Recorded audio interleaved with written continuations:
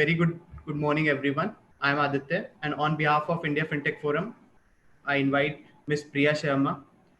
Priya Sharma is the CFO and the co-founder of Zest Money. A brief history about Zest Money. Zest Money is the market leader in cardless EMIs across all online platforms, and they have also started offline transactions. Welcome, Ms. Priya. Thank you. So prior to Zest Money, you have worked with companies like Zonga, Bank of Merrill Lynch. So would you tell your story, your motivation, and your vision behind Zest Money? Sure. So I started my life, I'm an engineer by training. I started my career at this company called Sapient, which is a tech consulting firm, as a software developer. And I slowly started realizing that I was more interested in the business side of things. And so I slowly transitioned over to management consulting. I joined Deloitte in New York. Um, and while I was in consulting, I realized that I didn't understand the world of finance, and living in New York, obviously it's all about finance, and all the big banks, investment banks are there. So I decided to pursue my MBA, to move more in the direction of business. And while I was in my MBA at London Business School, I thought I really should try to move in the direction of financial services. So I joined Bank of America Merrill Lynch in their mergers and acquisition division. So basically, I'd say that the first 10 years of my career, I was effectively, pushing myself. I was trying to learn new skills, and I was always trying to be in a sort of very, high performance kind of an environment.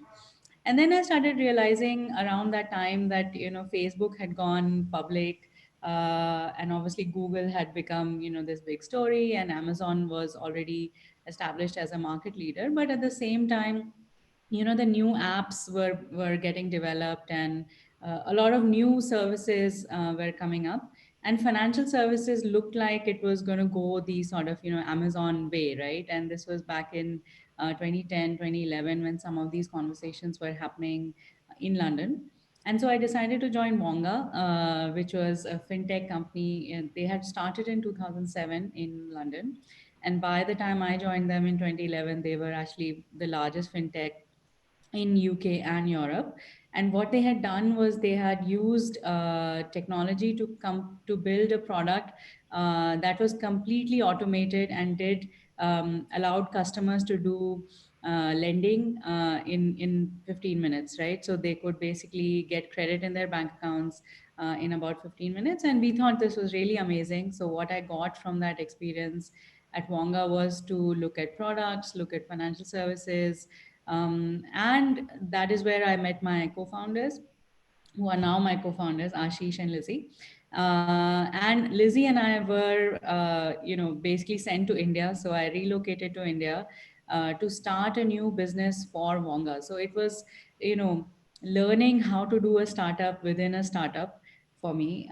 So that was a very valuable experience. So both Lizzie and I, we started studying the India market, and we realized that India was a unique market. While on the one hand, we had very good established banks and established regulatory regime, at the same time we realized that a lot of people were not getting all the services, and especially when it came to credit, or unsecured loans. It was really difficult for most people to get access to credit. And we realized that there were certain issues around it. We felt that banks and NBFCs at that time were not on the forefront of technology, especially when it came to mobile banking.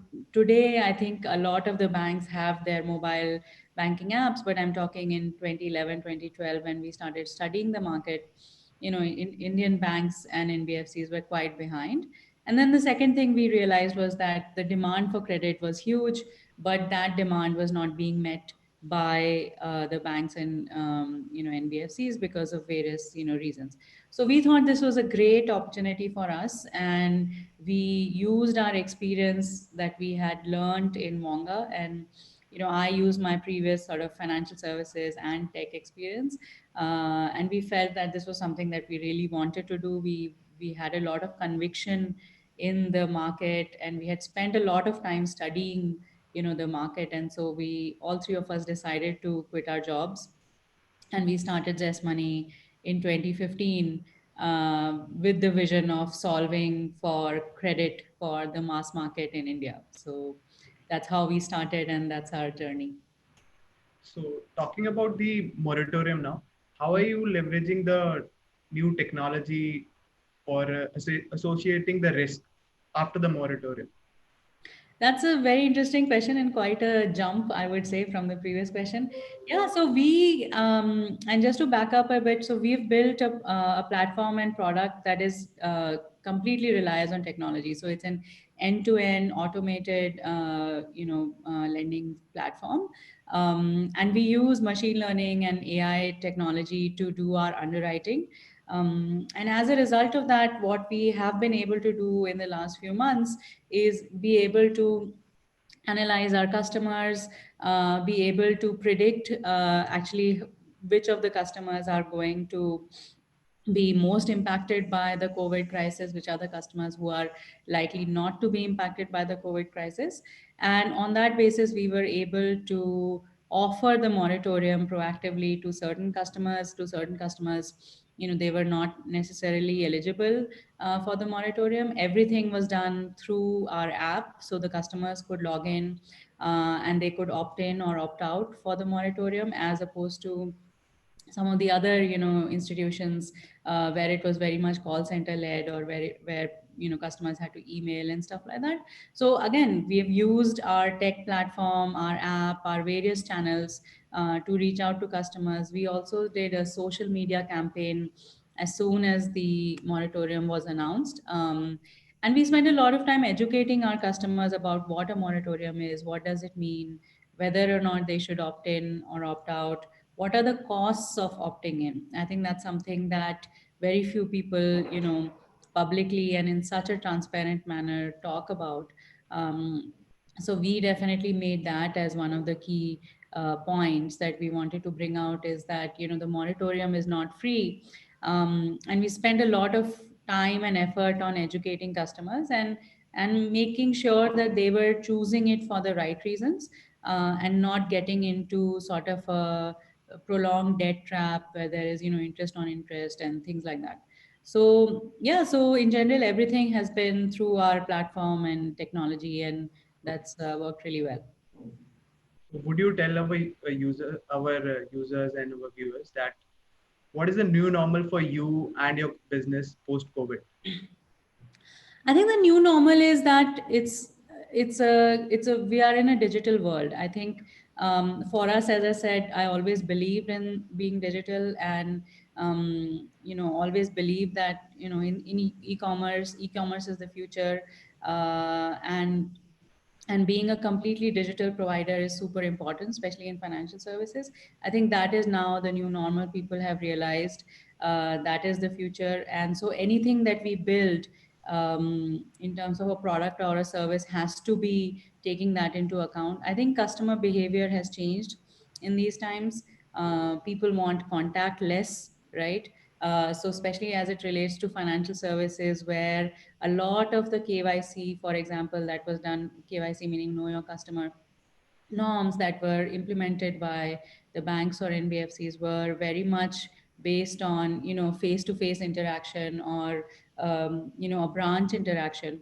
And I think that's changed. The consumer Yeah. behavior has changed. No one wants to go to the branch unless it is really required. So video KYC is the new normal now, especially as it relates to collections.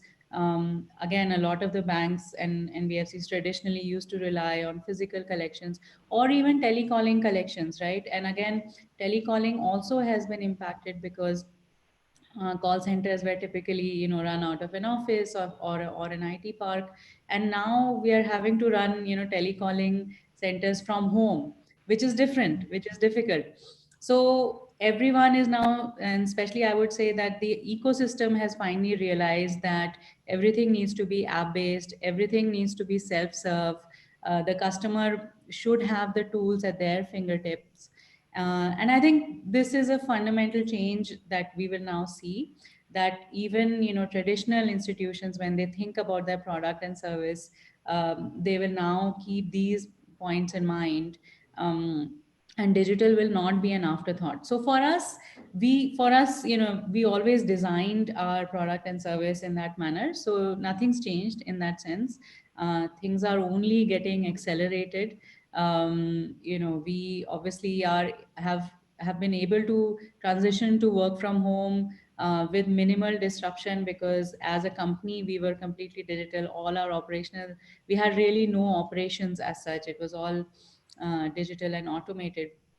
So yeah, the new normal is that, yeah, we're adjusting to working from home, but other than that, nothing much has changed.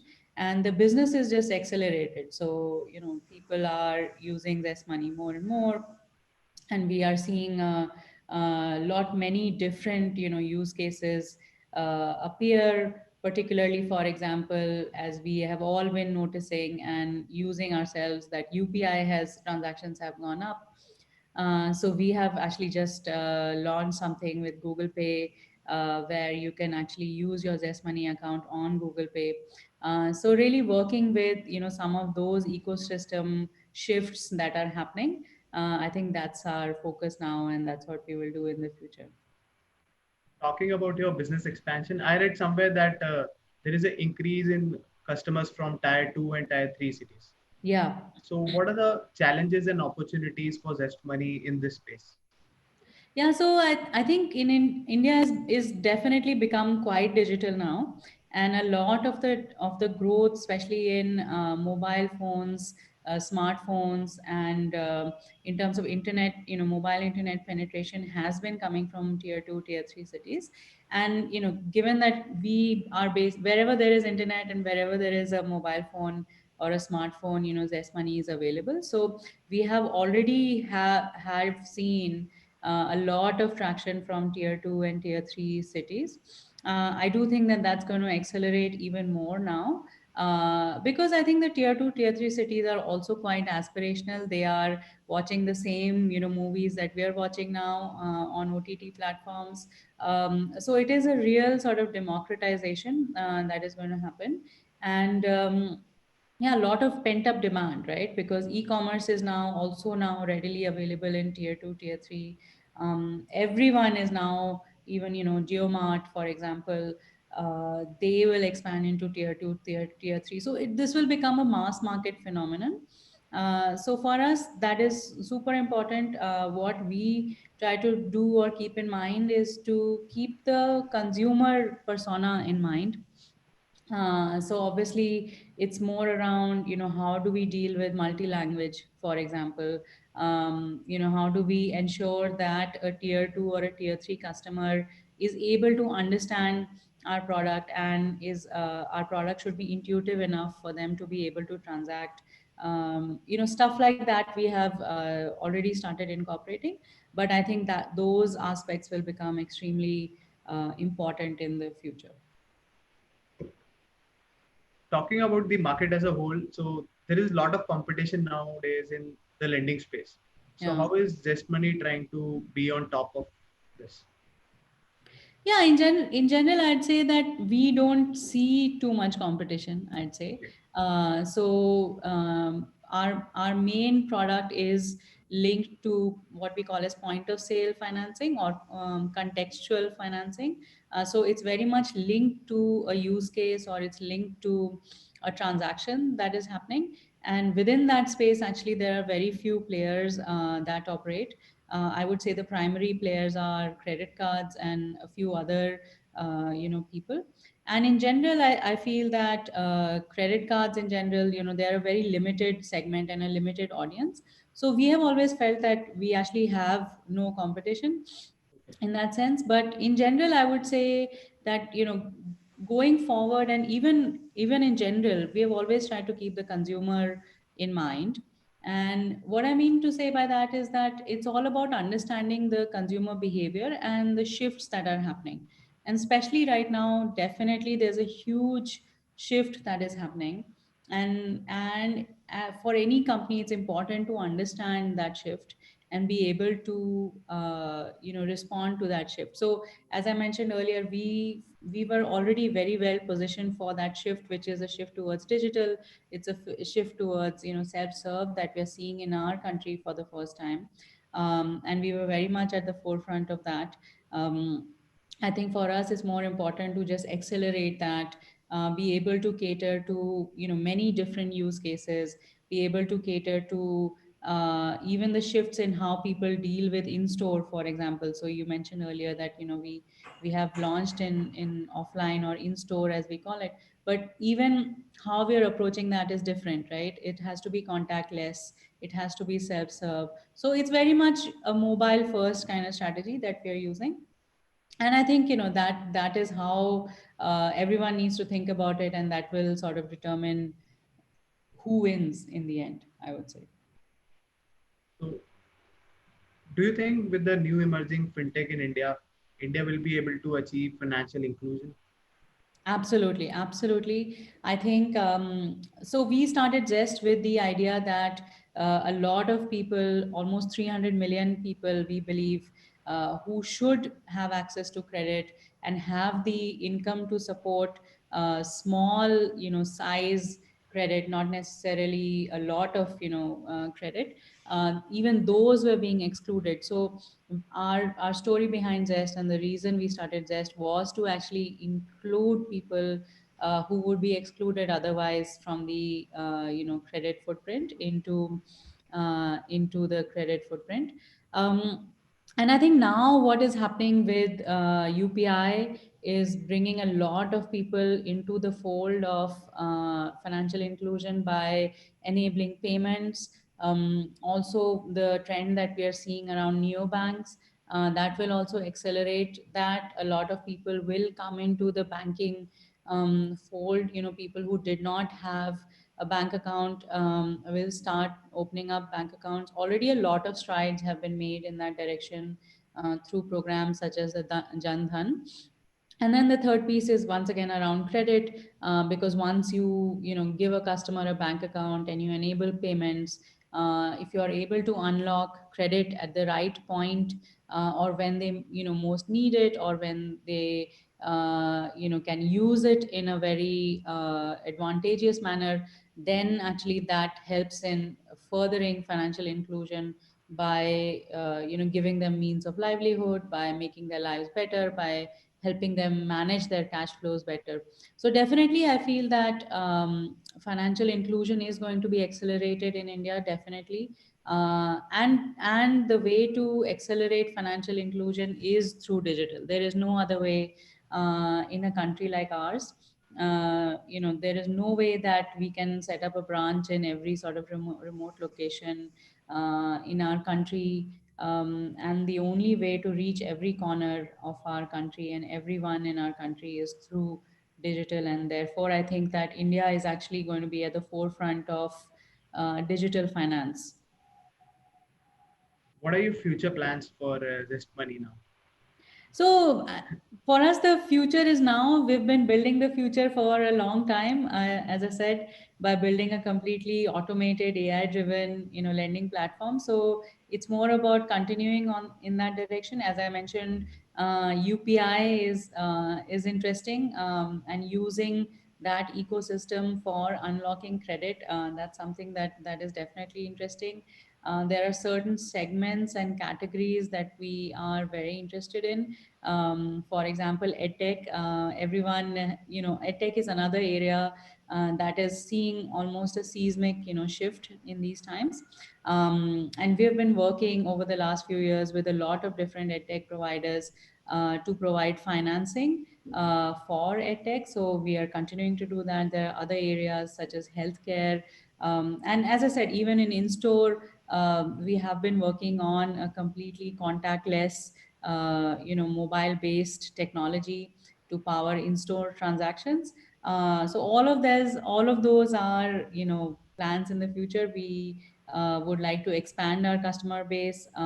We continue to work with various different lenders and banks in the ecosystem. and we continue to expand our merchant base. So all of that is, part of, I guess, the plan for the future. Lastly, what message would you give to young entrepreneurs, especially in the fintech space or otherwise, during this pandemic, and who are about to start up or something? Yeah, I'd say the first thing is to definitely, as I said, understand user behavior. So keep consumers at the forefront of everything, especially, as I said, in these few months, a lot of behaviors have changed. The people are, and some of those behaviors will stick, and some of those behaviors, may sort of revert to how we were earlier. And that means that throws up new opportunities, right? So always keep the consumer first, always study consumer behaviors, and through that, figure out new opportunities, study the ecosystem, see, what is happening, what might it look like 5 years down the line. And that will give you a good sense of where to focus on, what are the interesting problem areas to look for and solve for. The second thing is to have a lot of conviction in your idea. So spend a lot of time researching, studying, talking to people, especially, people who might be your consumer or customer. And yeah, any time that you can spend now understanding the market, understanding consumer behavior, I think that would be good.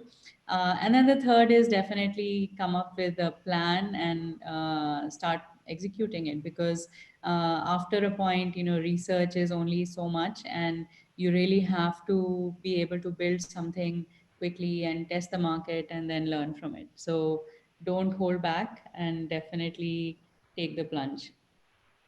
Okay, I think that's all for what we have for today. I thank Ms. Priya Sharma, the CFO and the co-founder of Zestmoney, for sharing her journey and giving her insights on how Zestmoney is thriving in this pandemic. I think have a great weekend ahead, ma'am. Thank you so much. Thanks for having me. Yeah. Thank you.